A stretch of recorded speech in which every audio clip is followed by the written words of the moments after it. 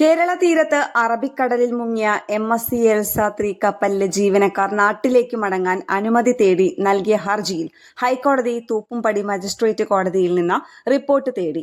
Passport ഉൾപ്പെടെയുള്ള രേഖകൾ തിരികെ നൽകണമെന്നാവശ്യപ്പെട്ട് കപ്പലിന്റെ ക്യാപ്റ്റൻ ഇവാനോ അലക്സാണ്ടർ ഉൾപ്പെടെ റഷ്യ, യുക്രൈൻ, ജോർജിയ, ഫിലിപ്പീൻസ് എന്നിവിടങ്ങളിൽ നിന്നുള്ള 7 ജീവനക്കാർ നൽകിയ ഹർജിയിലാണ് ജസ്റ്റിസ് ബെച്ചു കുര്യൻ തോമസിന്റെ ഉത്തരവ്. മജിസ്ട്രേറ്റ് കോടതിയിൽ നിന്നുള്ള വിവരങ്ങൾ അറിയിക്കാൻ രജിസ്ട്രാർക്ക് കോടതി നിർദ്ദേശം നൽകി. കേസ് പിന്നീട് വീണ്ടും പരിഗണിക്കും. മർച്ചന്റ് ഷിപ്പിംഗ് നിയമനത്തിലെ 3-ാം വകുപ്പ് പ്രകാരമുള്ള അന്വേഷണത്തിനായി കഴിഞ്ഞ സെപ്റ്റംബറിൽ തൂപ്പുംപടി ജുഡീഷ്യൽ 1-ാം ക്ലാസ് മജിസ്ട്രേറ്റ് കോടതി 1-ൽ അപേക്ഷ നൽകിയിട്ടുണ്ടെന്ന് additional solicitor general P Sreekumar കോടതിയെ അറിയിച്ചു.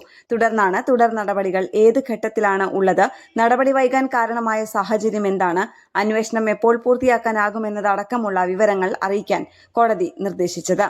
അപേക്ഷ ലഭിച്ചത് മുതൽ സ്വീകരിച്ച നടപടിക്രമങ്ങളുടെയും നടന്ന നടപടിക്രമങ്ങളുടെയും വിശദാംശങ്ങളും ഹാജരാക്കണം. കപ്പലിന്റെ മാസ്റ്ററെയും ചീഫ് എഞ്ചിനീയറെയും വിസ്തരിക്കാനുള്ള തീയതി നേരത്തെയാക്കാൻ കഴിയുമോ എന്നും പരിശോധിക്കേണ്ടതുണ്ടെന്ന് കോടതി വ്യക്തമാക്കി.